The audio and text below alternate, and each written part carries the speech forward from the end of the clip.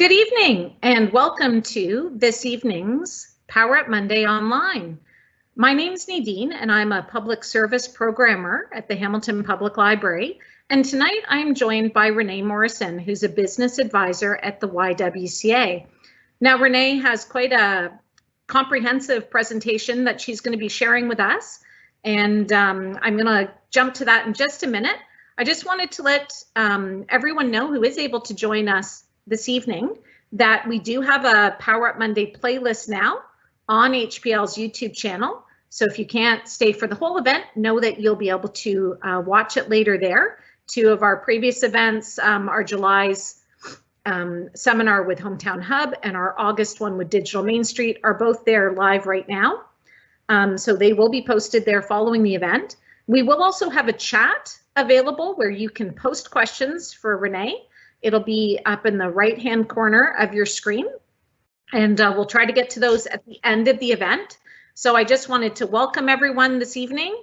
Thank you for staying in, for tuning in, and hopefully staying cool.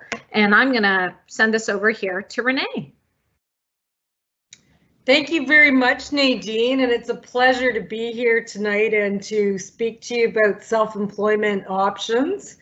And I want to thank the library for doing all the great things that they do and really for connecting all of us at a time where it might have been really difficult to connect, and for all the great things that you're doing.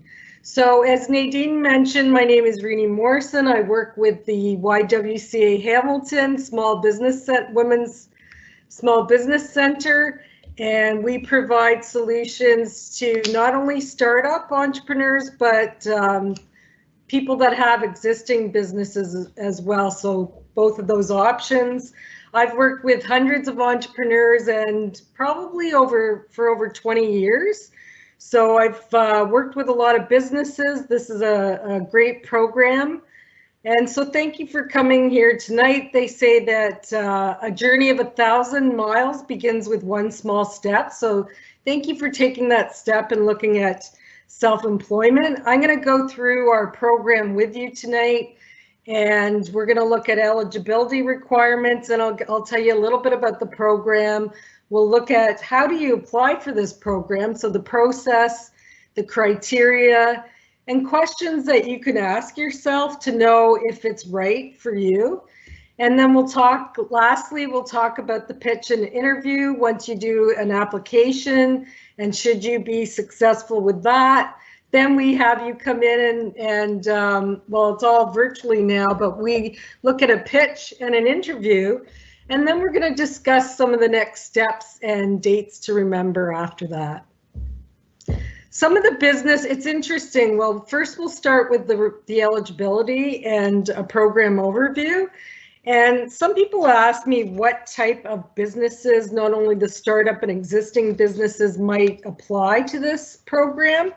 We have everything from retail businesses to a tea company, a popcorn business, health coaching, life coaching, graphic design, got a beauty salon, organizers, people that are helping you declutter, and so the list goes on. It's just a wide variety of the different businesses. So we're going to talk about that eligibility first.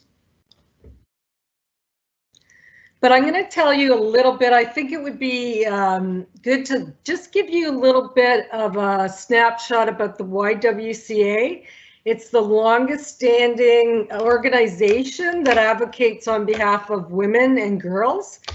And there's programs for seniors. You might know about the health and wellness programs, childcare, women's housing, and I'm with the employment department, so we have a lot of programs there. And so we've been running self-employment programs for over 15 years. One of the things that you probably know a little bit about is the Women of Distinction Awards. There's a lot of buzz in media about this initiative, about the award gala. And one of our clients in our first cohort actually won one of these awards for leadership in entrepreneurship and has a popcorn business. So it's quite interesting she was able to receive that that award. We also have something that you would have seen in the media recently called the Walk a Mile in Her Shoes. So for women that have had to unfortunately deal with violence, we have programs to prevent violence against women, and that's one of the initiatives that you probably heard about. We have employment programs for youth, for newcomers, the pre-apprenticeship programs for the trades, and I'm going to give you the overview of on the small business side, what we're doing there. So a little bit about the eligibility. You have to be the primary business owner, although recently we've had a few people attend that were partners in the business. They attended the program together, and that we can look at that as well. You have to be, it can be cis and trans women and non-binary individuals over 18 and not attending school. And that's because there's a lot of work that's involved with this program. And so if you were at school, you probably wouldn't have the time. We're looking at small business based in Southern Ontario. And it says applicants residing are able to commute to Hamilton. Well, we've been taking people that are in Hamilton, but that can change now because we're delivering virtually. We're doing webinars and coaching that way as well. You have to be a Canadian citizen or a permanent resident. We are funded by the federal government, FedDev, and they set the eligibility criteria. We also want you to know that there are no franchise operations or multi-level marketing businesses that we take into the program.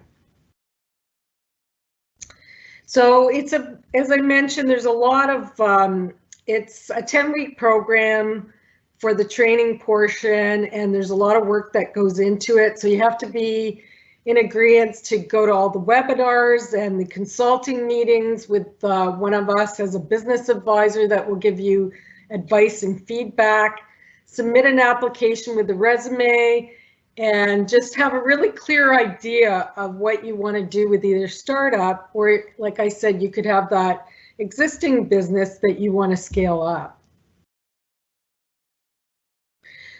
So a little bit about the program. We actually use, you might have heard of it, the Business Model Canvas, which has 9 sections to it, and you might need, you do a little bit, it's a snapshot of all the different areas of your business, so it helps you map it out. It's good to map things out.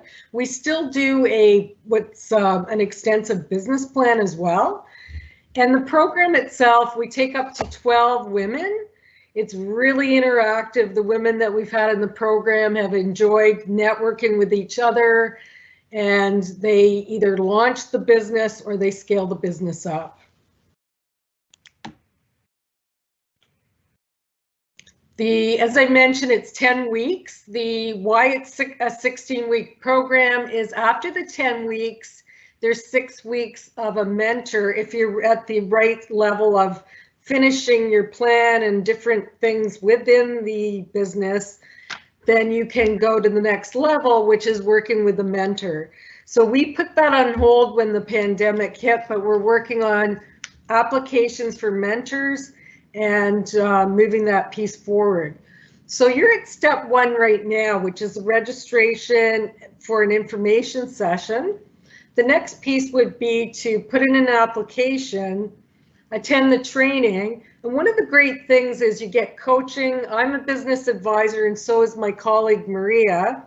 And so you would work with one of us that would help move your business forward. And you also get to pitch your business idea.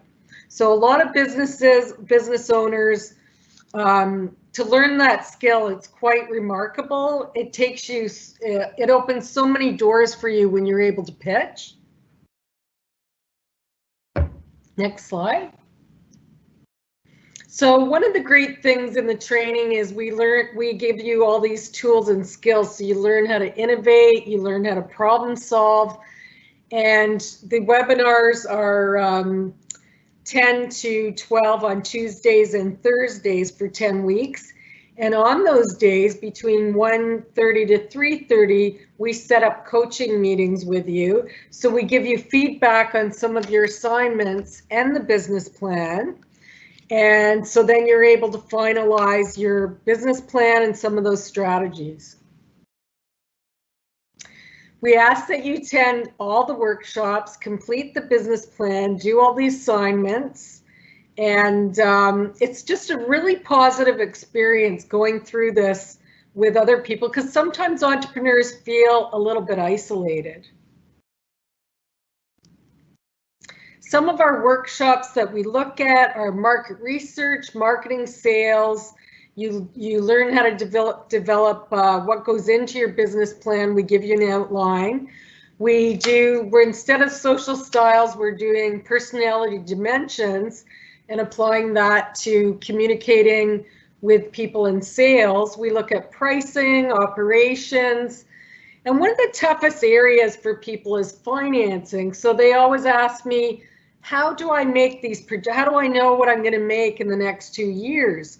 Well, once you figure out your pricing, then we look at your sales forecasting. So some people look at hourly rates and some are project rates, a matter of maybe it's a minimum of 3 hours that or it's by product.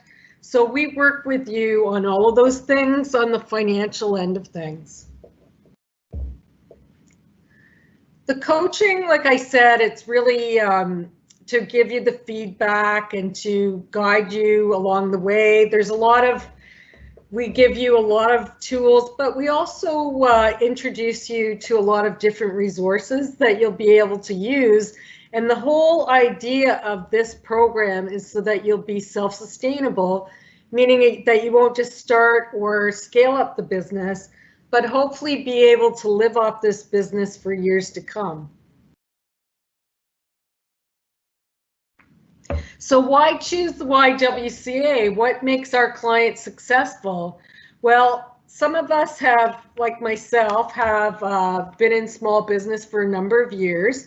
My training and development company has been around for over 19 years, which I deliver programs to not only entrepreneurs, but also corporate as well. And so we do this in, like I said, the individual coaching with you. We have ties to the business community, which really helps in terms of mentorship, having access to financing, and our clients are still in business. So there is a success rate that comes with that as well. So we're going to talk a little bit of submitting the application and what that looks like. So if you should get through there's a panel that reviews your application, which is great. It's not all based on one person's opinion. So it's a panel that looks at everything, and I'll get into that criteria as well. But the pitch, we invite you to an interview, would be a 10-minute presentation, and I'll go over those questions later as well. So some of the components are a business outline that we ask you various questions.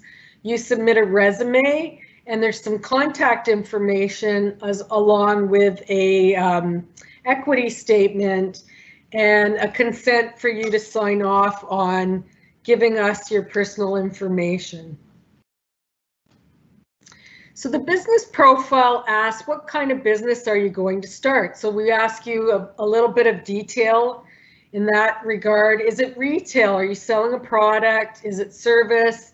We've worked with clients that do manufacturing as well, so we just want to know what category. We want to have a little bit of detail. So if somebody says, I'm selling a product online, do you have your own website? Do you sell on Amazon? What is it that you're selling? Do you sell on Etsy? So we want some of those somebody came to us and said, well, I'm going to sell products.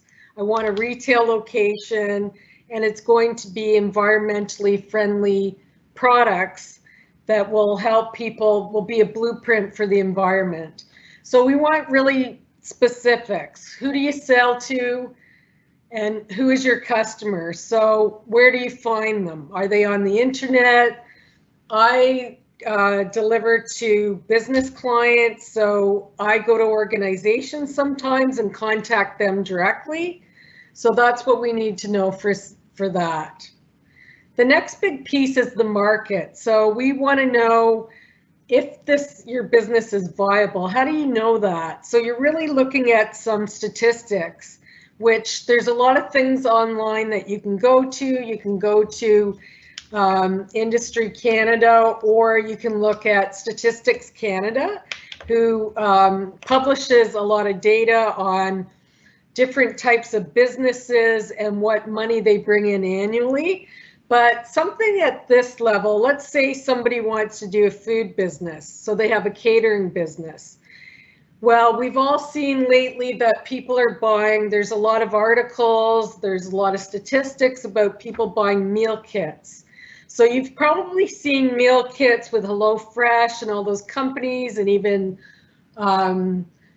President's Choice meal kits. All that's a trend. So that's what people are buying. I know for my own business, I looked at industry associations.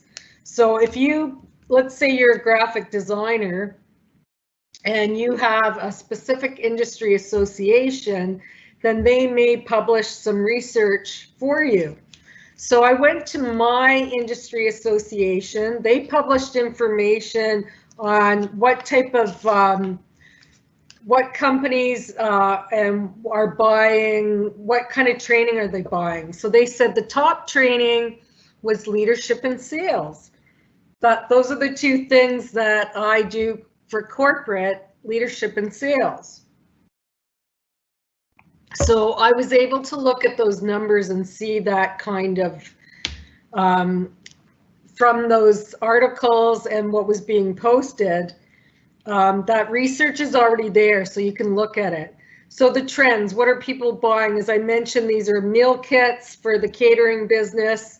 Maybe you have, I have someone doing a beauty salon that has an existing business, and there was all these different nail trends that were, the powder for the nails that were trending. So what are people buying? And so we want a little bit of detail there when you look at your statistics.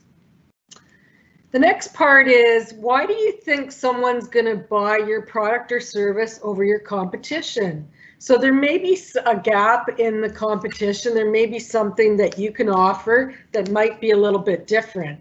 So there's a lot of people that are doing life skills or life coaching. And we had someone apply that's working with horses and teaching children life skills. So it's a little bit different than the competition. So then you have to think about that and answer as you answer that question. The next question is around sales. What do you think your level of sales will be in the first year? Well, you probably want to look at your pricing. Is it an hourly rate? Look at what the competitors are charging. You could find that out on the internet. And then you want to, as I mentioned, it might be like, I have organizers that are charging minimal of 3 hours. One charges $50 an hour for 3 hours, so $150 for the first visit. So you have to think about, what would I make in a week, then a month, and look at the whole year. How did you get to those numbers? Because it's through your pricing. For the existing businesses, you would look at, what did you make in that first year and what is your pricing? The next piece is, a lot of people need some money, whether they want to start the business or whether you want to scale up if you have an existing business. So let's say you need some money. What is that money for? Some people need equipment, tools, maybe a new computer. They may have to buy inventory for some products. So how much do you need, and what is it going to be used for? And the next part is, where are you going to get it from? So it might be a combination of these things. It might be personal investment, could be your line of credit that you get at the bank, family support, I call it the bank of mom and dad, that you might go to. a bank loan, and it could be a combination of those things. Other could be, some people have been on the Dragon's Den and they've gone to ask for money from the Dragons. It might be crowdfunding or Kickstarter that they've got money donated for a product. So it could be a combination of those things. Another question is, so what have you done to date? So even if you have an existing business, maybe you've been in business for a couple of years and you're introducing a new stream of revenue, a new service or a product, and so you give us a bit of an idea of what you've been up to. If it's a new business, we get some entrepreneurs that have already registered the name, and maybe they've gone out and they've had what we call a test client, where you've said, you know what, I might have offered a bit of a discount. I'm going to test this out with this client and see if I get any kind of traction and see if people are interested. So maybe you've done some sales, and even if you haven't, you might have got a business bank account, or some people have a website that they put up. So we just want to get a sense of what it is you've done to date. And one big thing this is where you get to brag about yourself, because we want to know a lot about you and your character and your skills and your background. So what relevant work experience do you have? You're going to submit a resume for this application, but you might need a special certification or licensing to do the type of business that you have. Some people have been doing a hobby for years, and then they decide that they're going to do this. I've had people in the past that one woman designed jewelry and did it as a hobby and then decided to go full out. I've had artists that were doing it part-time, and then they said, you know what, I'm going to do this as a full-time business. So that's how the business, and I've had other people. One person did corporate sales and they said, I can't take any more of the boardroom, so I just want to go out and be a dog walker. So they did dog walking and got so busy, they offered boarding, they offered for the pets, they had training for behavioral training and puppy training. And so that was another stream, two other streams of revenue besides the dog walking. They got so busy, they had to hire other people to help them. So we just want to know what your background is. It might have to do with the industry and it might not. There are people that have a lot of customer service and sales, and that always helps as well, no matter what your background is. So that's why we want to know a little bit about you. And then the next thing is, this is really key, because a lot of people will say, we need your help, which is great. That's what we're there for. But what specifically do you need from us? You may be really good at marketing, but not know a lot about the financial end and the spreadsheets and how do I do cash flow and all the income statements. So there's really, if you say you need all those things, then it's really hard to say, well, what do you need specifically? So we have a few examples here, and in the application, it would be in even the existing business, how do you think we're really going to be able to help you? One of the things that we know that we all have personal lives, even as entrepreneurs. I have a personal life, so we want to know, are there any personal constraints that might be a barrier for you doing business at this time? Maybe it's family, finance, health. I feel like we've overcome so many challenges in the last couple of months with this pandemic, but if there's anything that you can think of, then it would go into this section. So one of the things I mentioned earlier was we want to get a picture. As an entrepreneur, it's always good for you to see what the picture, your financial picture is going into business, because it will always have an impact on the business. So the big thing is looking at your equity statement. And the next part shows, And this is what you will see in the application. So on the left side, an asset is what you own. So the things that you have could be there's a list: cash on hand, house, property. So you add up all of your assets, and on the right-hand side, the liabilities, meaning what you owe. So we're not here to judge you. Everybody owes something. There could be mortgage, credit cards. I deal with a lot of entrepreneurs that have student loans, and there's nothing wrong with that. Line of credit, you may have a $10,000 line of credit but not used it, so you wouldn't put it in there. But if you use $5,000 of that $10,000, then you'd put $5,000 in of what you owe.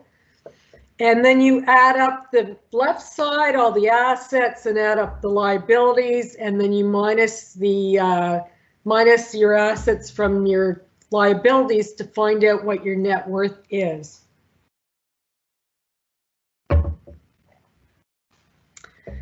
And then I get a lot of questions from entrepreneurs, and they ask me, do you think it's the right time for me to go into business? And that's something that you would have to answer yourself, but you should look at some of these questions. Do you think your idea is viable? And that goes back to that market research question. Do you know what do you see other people buying this product or service or whatever kind of business it is? Do you have the skills or certification? There are businesses that you can go online and you can look at. One. It's called One as a Resource, and the Hamilton Small Business Office. There's different resources that looks at different businesses, and do you need any licensing or certification? And that's something you should know before starting it. Do you have access to any capital? And if you don't, well, that's okay, because we've worked with a lot of entrepreneurs that get financing after. But also look at the lifestyle. Some people go into entrepreneurship because they want the flexibility. We have a lot of entrepreneurs that have children at home, and so they have to be able to deal with that, but they like the flexibility. And I feel like since we went virtually instead of going into the office, we didn't have anybody miss a class. So we feel that they've been able to work around childcare, maybe there's elder care. So you have to really consider, is this the right time for you? Do you have support from your family to do this business? And as I mentioned, one of the big things is, what do I need from this program? It's great to get involved in a program, but you really need to have even those existing businesses that we're dealing with. Some of them have been around for a couple of years, and they've still got a lot of tools out of this program. So there was a need. And some people say to me, I'm an introvert and I'm not an extrovert, so I feel uncomfortable with sales. That's okay. You don't have to be an extrovert to go out and sell to people. We just want to know if you have a willingness to say, I'm open to learning, because we give you a lot of skills in sales. We get you prepared on how to go out. So it's not that you're totally scripted, but you're prepared to answer objections, and you're prepared to say, these are some of my features and some of my benefits when you're selling. And are you fully committed to running this business? So was this something that you came up with 6 hours ago or 6 months ago, or do you have the passion to do this business and go through this program, do a business plan, launch it or scale it up, and continue to work with it so that you'll be self-sustainable?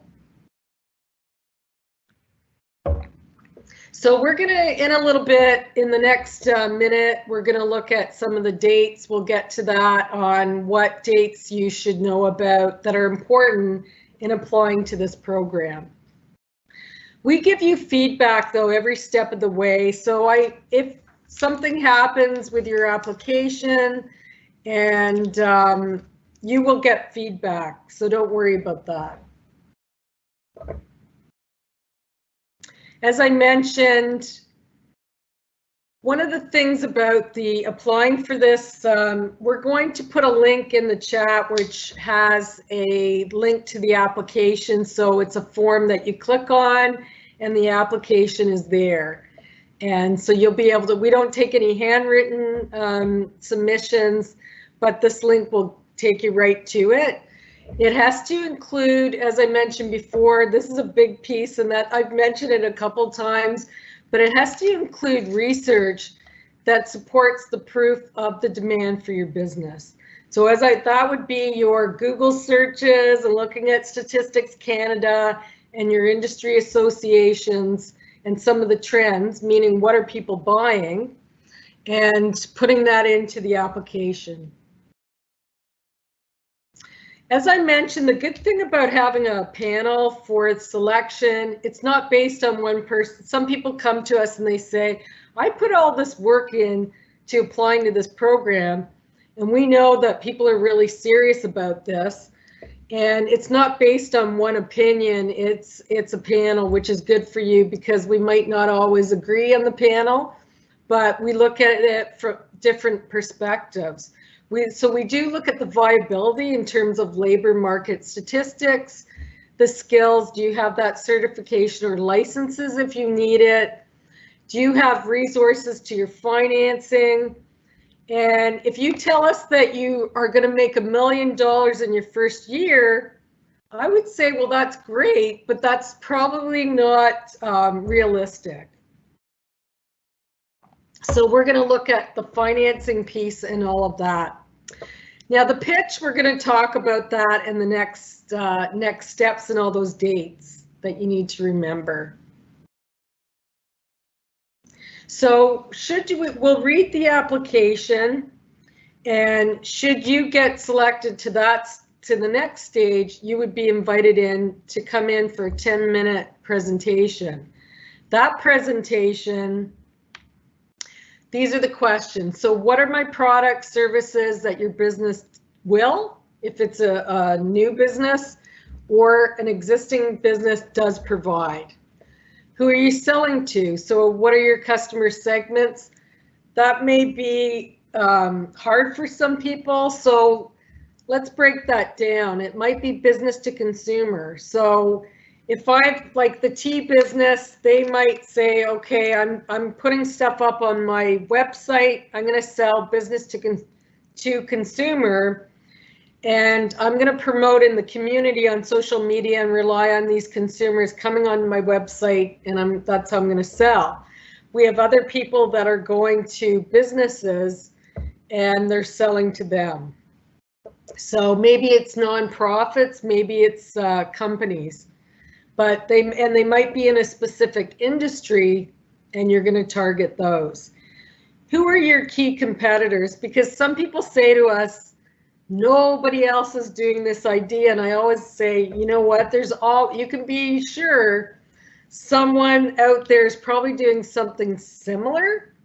It might be a little bit different. So what do we mean by the key competitors? Direct competitors. So let's say you're that catering company that I mentioned before as an example, and their indirect competition would be somebody like Loblaws. They're way too big. It's indirect. They're not similar, but there could be other small micro businesses, catering businesses in Hamilton that you know of. Those would be your key competitors. So the next question is, what are your skills or credentials? This is where you get to brag about yourself. What are your skills or credentials do you have to deliver this business? So you would tell us, and you can extract this from your resume. There might be something that obviously you have a number of skills and you're going to relate it to the business. How much money do you need to start the business or scale it up, and where are you getting it from? And the last one, what do you need from this program? And if there's any kind of, sometimes people have, we've had people with product and they want us to see some of their visuals. So they will email us prior to that interview And then the panel goes and looks at what these pictures are, and we get a sense of a little bit more about what you're selling. Even service businesses have sent us pictures and other information, so there might be something that you want to show us. We always suggest that you prepare for your presentation. As I mentioned, it's 10 minutes. And so those 6 questions are the key. During the interview, we do put up those 6 questions. So if you, I know people get nervous sometimes, don't be nervous. It's very friendly. It's a chat that we'll have, and then we'll ask you some questions. We will give you a link to either WebEx or Zoom that you would do the interview in. So we say always download those things before you get to the interview. We really just clarify some ideas around your business. We want to get in it. We want to understand what your vision is for this business and how you want to move it forward. So some of the, this is a big thing. So what happens if you're not successful? Well, we do take 12 people into the groups. You may think, well, that's not a lot. But here's the thing, going through this, like I said, this is great that you're here for this information session, listening to it. And this slide deck, we're going to put my email up as well. So if you want to apply, it's good to ask for this slide deck. I can send it to you because it has all the instructions. It's a lot to consume all in 1 hour, and we'll give you all of this material. You'll have the link to the application, but if we read your application and the viability isn't there and there's an issue, then we'll give you the feedback. So not everybody, I had somebody in the first cohort that applied to the first group. They didn't get into the program. We gave them feedback. They did everything we suggested. They came back, reapplied, and they got in. So sometimes it's just tweaking a few things. So the dates to remember, the applications, actually, we just changed this, and I didn't change this on the slide because we just made a decision to extend the application date. So it is now September the 8th instead of the 4th. We just give everybody that long weekend. If there's any more details you got to work on. So it'll be the 8th of September. The interviews we're saying could happen on September 16th or 17th. And to keep those days aside, anywhere between 8:30 to 5 o'clock. We don't know your times yet because we have to read applications, assess them, do our selection, and then we inform you. So notice, we give you notice of that acceptance comes on September 21st. And then to get into the program, we obviously tell you about your interviews prior to September 16. Note, the Sustainable Futures webinar will happen before the program begins. So that's on September 24th from 10 to 3. There's, it's really a great goal setting, looking at some of the things you have, some of the things you need, and where you'll get them. And then we do a webinar on values and relate that to the business. So it's quite a great day of training. And then the first week begins September 29th and October 1st. Those are your 2 days on that week. 10 to 12, it'll be delivered virtually. And your last class will be on the week of December the 3rd. If the mentoring goes ahead again, I mentioned that we put a bit of a hold on it during the pandemic. It would begin the week of December 7th for 6 weeks. So really now is a good time for you to be asking some of the questions, to look at those questions I went through for self-assessment, to conduct some of your market research. Market research is always an ongoing thing. By the way, there was statistics that were put out recently that said the best time to start a business is during a recession. And when so we're in a recession with the pandemic. I'm not saying that's great, we're in a pandemic, but that's usually when people start businesses, when things are happening like this with the economy, and they do prosper. So I want you to stay focused if you're going to do your, submit your application. There's a lot of work to this whole thing, to remember some of those dates. My email is thermorrison@ywcahamilton.org. And so does anybody have any questions? And we can put that, take some of your questions. Yeah, thank you so much. We do have a couple of questions. Okay. The first one comes about whether the program is appropriate for Etsy artisans. So I'm getting a little bit of feedback on that question, but my understanding of it was, can Etsy artisans apply for the program? Is that what you said? Yes. Yes. Okay. Yes, they can. So if you're selling a product, we really support artisans for sure. And we guide you through this process. So it's important to think about, are you willing and open to selling on other platforms as well as just, you might have your own website as well as Etsy. So we look at all those, how open you are to selling on those other platforms. And here's another question. Is it also for someone looking to start a restaurant? Thank you for all these good questions. So if you want to start a restaurant, we would, I talk about food a lot, so it's one of my favorite things, but we would look at a number of things. When you start a restaurant, you have to consider, it's probably better for you to get an existing location.